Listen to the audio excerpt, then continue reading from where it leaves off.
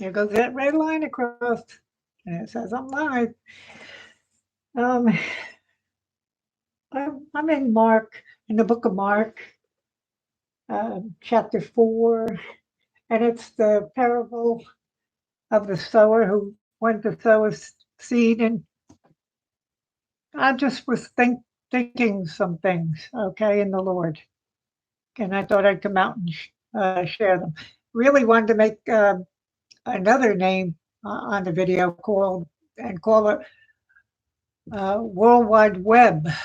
Yeah, and that's a very good name for it because a lot out here uh, hatch cockatrices' eggs, trying to trip up people. Okay, in the Lord, I'm talking. I'm not going to read the whole parable, but this is in chapter 4 of King James, Mark, the book of Mark.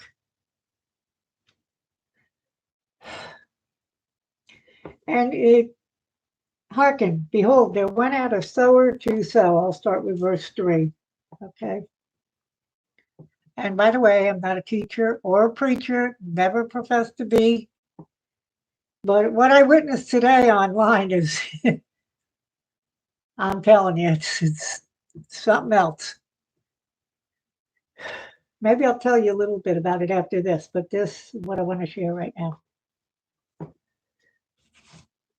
Hearken, behold, there went out a sower to sow, and it came to pass, as he sowed, some fell by the wayside, and the fowls of the air came and devoured it up, and some fell on stony ground, where it had not much earth. And immediately it sprang up, because it had no depth of earth. But when the sun was up, it was scorched, and because it had no root. Remember, hear that. It had no root, okay? It withered away.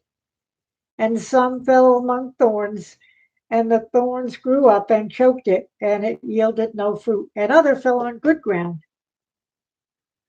and did yield fruit that sprang up and increased, and brought forth some 30, some 60, and some 100. And he said unto them, he that hath ears to hear, let him hear.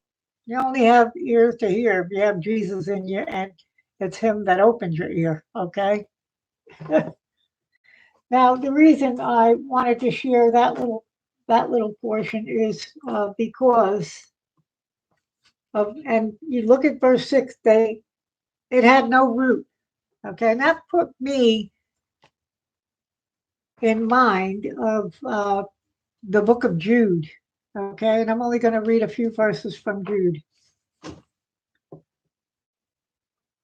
And, I mean, God speaks to us out of his word, okay?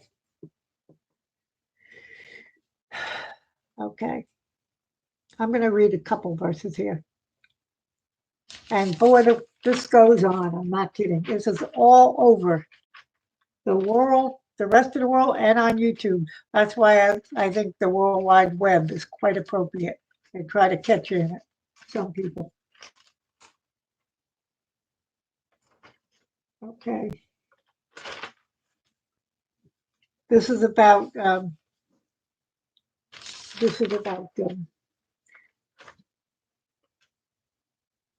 filthy dreamers. I'll start at verse 8, but always read it all. It's only one chapter, okay? Likewise also these filthy dreamers defile the flesh, despise dominion, and speak evil of dignities. Yet Michael the archangel, when contending with the devil, he disputed about the body of Moses, durst not bring any against him a railing accusation, but said, the Lord rebuke thee. Now, but these speak evil of those things which they understand, which they know not, but what they know naturally as brute beasts, in those things they corrupt themselves. Woe unto them, for they have gone in the way of Cain, and ran greedily after the error of Balaam for reward, and perished in the gainsaying of Corey. These are spots in your feasts of charity. When they feast with you, feeding themselves without fear, clouds they are without water, carried about of winds, trees whose fruit withereth, without fruit, twice dead, plucked up by the roots. That's the portion I wanted to share right there. They were plucked up by the roots. And by the way, these were twice dead. They're dead when they die physically. That's one, and also and they're dead spiritually too. Okay, twice dead. Okay, plucked up by the roots. Now, if you go back to the to Mark chapter 4, they had no root in themselves. Okay, you know, God speaks to us and tells us things out of His Word. Okay, by the Holy Ghost that liveth and abideth in us, all of His children. So, anyway, the reason I wanted to share this is because I was on a couple channels today, you know, and that's why very many times I'm out here and I'll see something and I want to comment, but no, I'm not allowed. Okay, by the Lord, that is. I don't mix myself in with this. Very, very seldom you'll see me come out on a chat because here you have this chat over here, and then you have this chat over here.